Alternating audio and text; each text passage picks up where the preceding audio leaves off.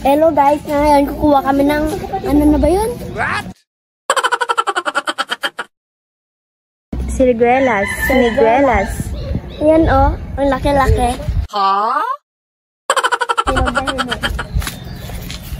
So, hulog na.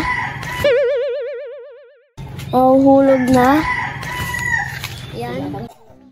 Dito sa amin, karamihan ng mga tao ay tawis. Kaya ang tawag sa siniguelas ay sirguelas o sirguelas. Ayan, kita nyo naman. Ang laki ng planggana na dala ko. Nice one. Mukhang kukunin namin lahat ng bunga. Yan. Parang kukunin nyo lahat ha.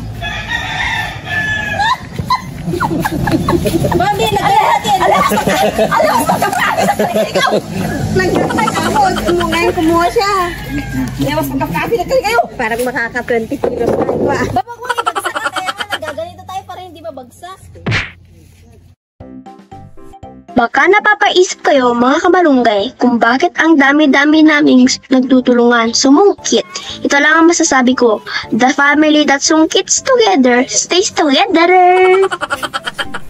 Bakasyon na kasi mga kamalunggay at walang magawa ang mga tao rito sa bahay.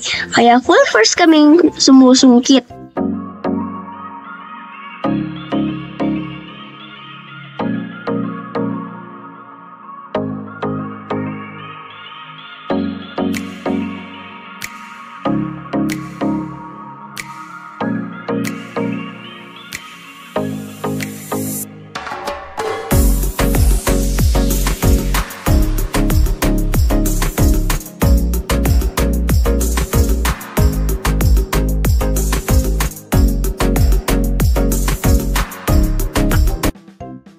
Wow!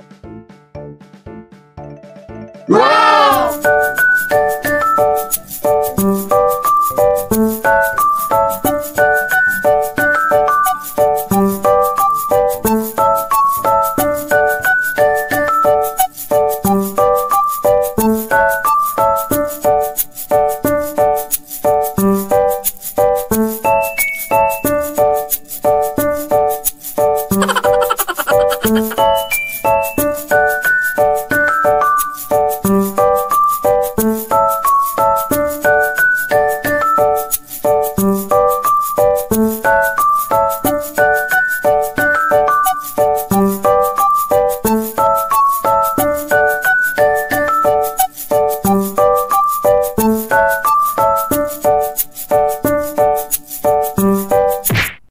Bahay kubo, kahit malunggay, ang mga gulay doon ay sari-sari.